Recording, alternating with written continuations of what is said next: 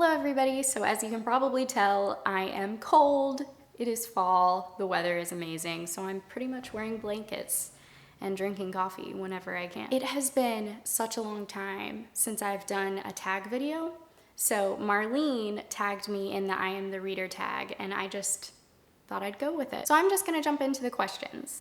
The first question is choose one word that describes you as a reader. I think for me that word would be seeker. A seeker of knowledge, of truth, of love and beauty, seeking just a good story. You know, I think readers have an amazing opportunity to empathize with characters or authors who are different from them. As readers, we have the opportunity to seek out adventures and learn pretty much anything we could ever want to learn. Being a reader is about having that hunger for language and just kind of having that drive to go after what you want. Whether it's a good story or you're learning something new, I just feel like seeker is probably the best word to describe me as a reader. The second question is, what's the very first book you ever fell in love with? For me, that's probably the Chronicles of Narnia series.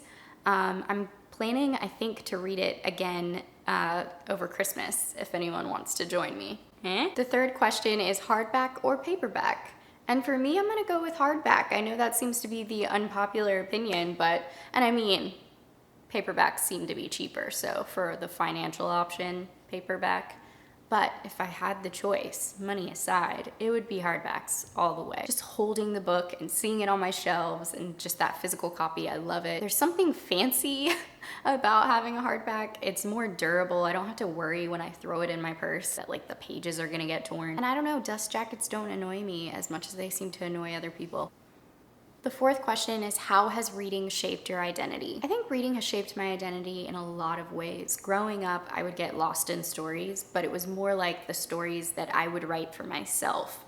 I didn't have a lot of confidence as a reader. I wasn't a fast reader.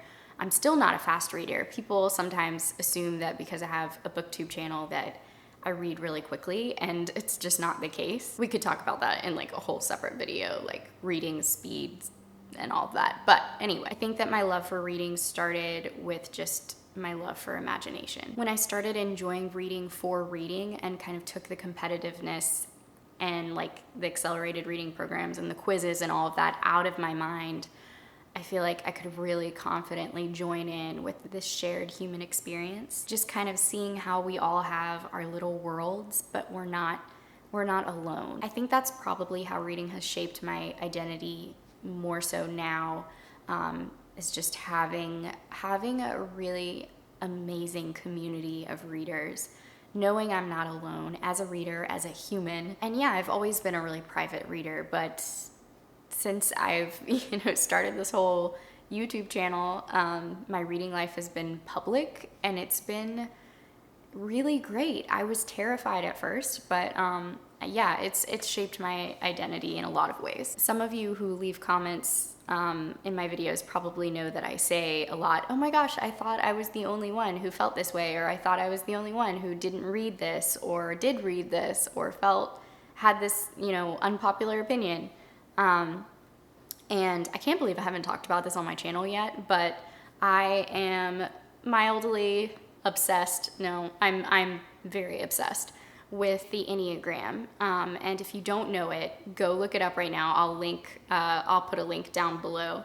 But I'm a type 4 on the Enneagram, which is like a personality. There's 9 types. And the number 4 type on the Enneagram is the individualist. So we 4s seek to understand themselves before they can understand the world around them. We tend to think that we're alone a lot of the time. So yeah, 4s tend to feel like they're always misunderstood. As angsty as that sounds, it's true.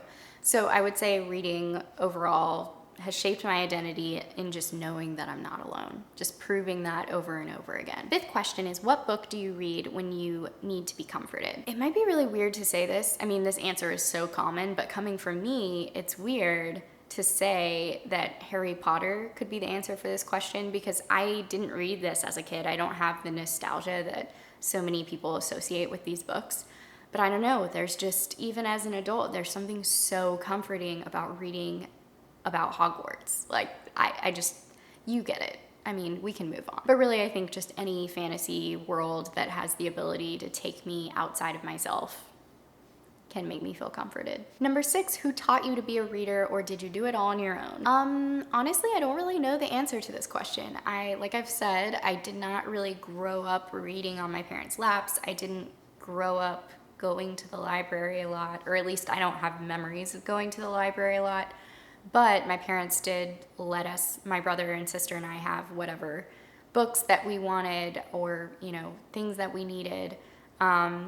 So they encouraged reading for sure. I think I just wasn't really interested in reading, and so it wasn't really pushed on me. It's kind of like when you meet people and they say, oh yeah, I used to play the piano when I was a kid, but I quit because I hated practicing. And then you meet people who play piano beautifully and they hated practicing too, but they kept at it.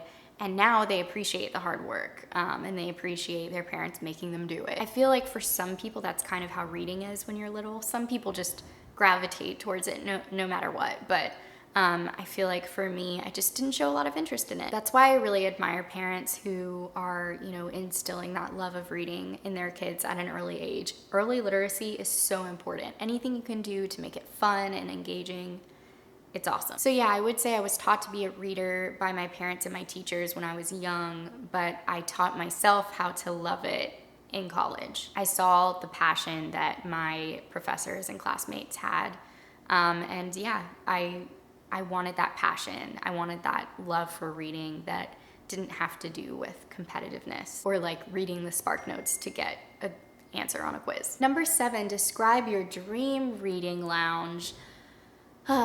Don't we just daydream about this all the time as readers? I think just endless pillows, blankets, obviously anything cozy, tons of windows, chocolate, kittens. Am I describing heaven? Probably. I want one of those huge reading shelves with like the ladder. Basically, coziness has to be a 10 out of 10. Number 8, what book changed the way you act or see the world? I've talked about this a lot, but Daring Greatly by Brené Brown. She's a vulnerability researcher, and I just fell in love with her book. It just kind of changed my viewpoint on how we define weakness and how we bump into intimacy with other people and what that looks like. And I guess just how we can create opportunities to be vulnerable and recognize when we're feeling shame. It's just such a lovely book, and everyone should read it. So those are all the questions. Thanks, Marlene, for tagging me. I hope your November is just going so well. I'm staring at the most beautiful tree outside of my window that's like orange and brown and yellow, and it's just, it's glorious. It's glorious. For this tag, if you want to do it, go for it. I officially tag you. But I'm officially going to tag Jordan from J Bookish, Julie from A Girl in a Book, Jess from Catch a Single Thought, and Katie from Life Between Words. Thanks for watching.